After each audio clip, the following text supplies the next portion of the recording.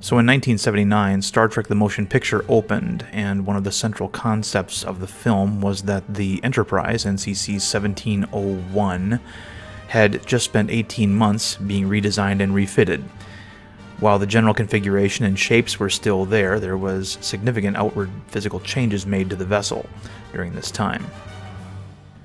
The character Willard Decker, who had supervised this refit, told visiting Admiral Kirk that this is an almost totally new Enterprise. And he was right. In addition to changing the color and texture of the hull from bare metal to a Star Wars-like white hull, the cylindrical warp nacelles and the pylons they were mounted on were completely replaced. The shape of the engineering section was also modified, and the forward torpedo system was moved to that section from the saucer. We can assume that the reason this was done within the narrative of the story was to improve the ship's performance. Behind the scenes, however, it was most likely done to bring the ship's model up to Star Wars special effects and cinematic standards. We know that the redesign did change the way the phasers worked, for example. We can assume that the new version of the ship was either faster than the original or was able to maintain high speeds longer than the original. So, where did this idea come from? Has the real-world U.S. Navy ever performed such an extensive refit as this on real-world ships? Well, if you clicked on this video, you can probably already guess that the answer to that question is yes. But in order to get to that real-world comparison, we have to leave the optimism and idealism of Starfleet and travel even further back in time than our present day, to another organization that served a far more nefarious regime. We have to look back to the Nazi Kriegsmarine. Okay, we're going to pause for just a moment here while we get a word from our sponsor. And I'm kind of excited about this new sponsor. It is a local one. So we're going to go ahead and let them go ahead and pitch their product to you, and then we're going to come back with more submarines and how they relate to Star Trek. Be right back.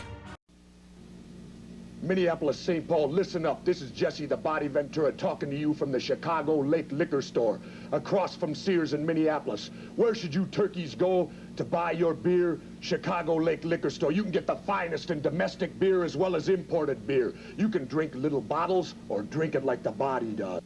Chicago Lake Liquor is the #1 beer store. They buy more, so you buy for less. Save even more on 3K Special. #1, Chicago Lake Liquor.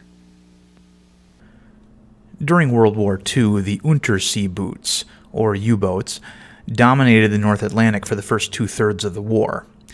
The U.S. had a lot of trouble getting supply convoys to Britain thanks to the state-of-the-art U-boats produced by Germany. By the last third of the war, however, the U.S. fleet submarines of the Baleo and Tench classes, which had been developed during the war, managed to leapfrog the U-boats in terms of technology, and between that and things like the advent of radar and better depth charge technology on destroyers, most U-boats were now considered obsolete. Most of the U-boats. There was one U-boat design that the Germans developed at the end of the war that could have changed everything, however. German innovation continued during the war, but was slowed and stymied along the way thanks to, well, gradually losing the war due to the impatience and strategic inexperience of the country's leader. This design was the Type 21 U-boat. Germany only deployed 2 of these ships, and it was far little too late.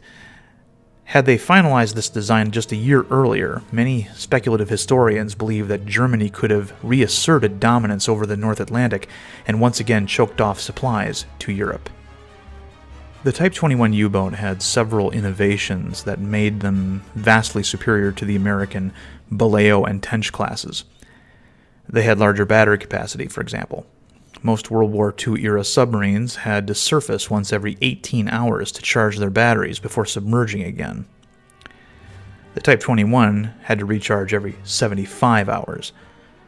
Their submerged speed was also twice that of previous U-boats, enabling them to outrun many surface ships while submerged. Now, when the Type 21 U-boat did have to recharge her batteries, she did not have to actually surface. She was equipped with a revolutionary new feature called a snorkel. Hey, hindsight is 20/20, folks. The snorkel mast enabled the Type 21 U-boat to recharge while providing a much smaller radar profile. The biggest and most obvious innovation of the Type 21, however, was her streamlined hull design. While every other submarine of this era was essentially a surface ship that could dive for short periods, the Type 21 was designed to operate better underwater. Unlike the rest of the submarine world back then, the Type 21 was faster while submerged than on the surface, thanks largely to abandoning the canoe-shaped hull design and adopting a more hydrodynamic one. So when Germany surrendered, many of the country's military assets were divvied up between the US and the Soviet Union. The United States, for example, got most of Germany's rocketry specialists through Operation Paperclip, which augmented JPL and helped form NASA. 4 Type 21 U-boats were recovered from the surviving U-boat pens. 2 went to the US, while 2 went to Russia. These Type 21s would propel submarine design and deployment, along with technology, ever since. Shortly after acquiring the 2 U-boats, the U.S. Navy began to reverse engineer them, and this led to something called the GUPPY program. GUPPY stood for Greater Underwater Propulsion Power. The Navy added the Y to the acronym to make it easier to say, and also because that let them use the name of a fish, since most submarines of that era were named after fish and aquatic life. Take the USS Clamagore, for example. SS-343 is a Baleo-class fleet submarine from World War II, and when she was originally constructed and deployed, she looked like this. Baleo-class ships were equipped with deck guns of various sizes, including a 5-inch 25 caliber deck gun used as an anti-aircraft weapon, a Bofors 40mm anti-aircraft autocannon, along with an Oerlikon 20mm anti-ship anti-aircraft autocannon.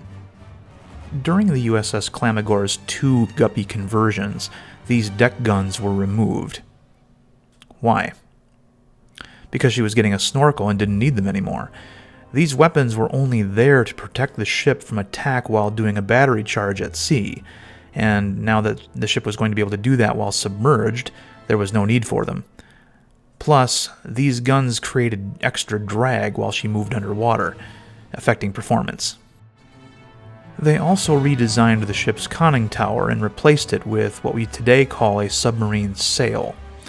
A sail is a fairing, or protective enclosure around the masts and antennas. Today, you can still see the Clamagore as it is now a museum ship, and it looks like this. Yes, this is the same ship. It's still Baleo class, but even an untrained eye can tell it looks radically different from its original configuration.